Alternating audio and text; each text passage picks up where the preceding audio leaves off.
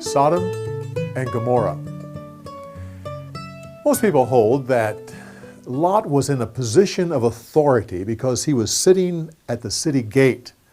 This can be supported by the fact that when the men gathered around his house, he stepped out and closed the door behind him to talk to the crowd. He was probably talking to them as someone who had an authority. I personally hold to this.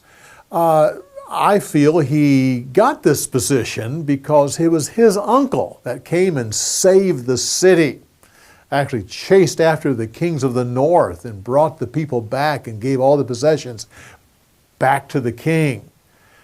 Although there's still room for the fact that God could have just prompted him to go to the city gate at that time, kind of like I feel that God prompted Rebekah to go to the well when the servant was looking for a bride for Isaac. Most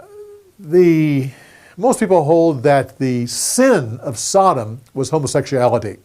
Sodomy actually means that. Personally, I feel it goes much deeper than that. I feel that what they were doing, they were actually totally departing from the natural order of things.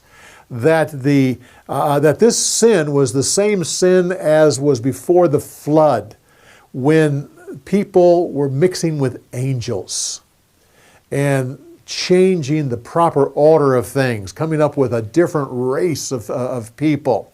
And so God had to destroy the whole world because the entire world had gone after mixing with angels. And so that in the area of Sodom and Gomorrah, they had done the same thing. They had mixed men with angels. The fact that when the two angels came, it seemed like Lot knew they were angels and brought them into his house quickly.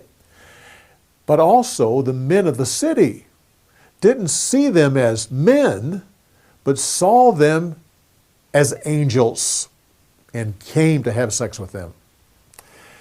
This is important because Jesus says that the same sin as we see before the flood and at Sodom would be the sin of the end of the age. And I think that's what this is and that we should be looking for it. It talks about how Lot's wife looked back and was turned into a pillar of salt.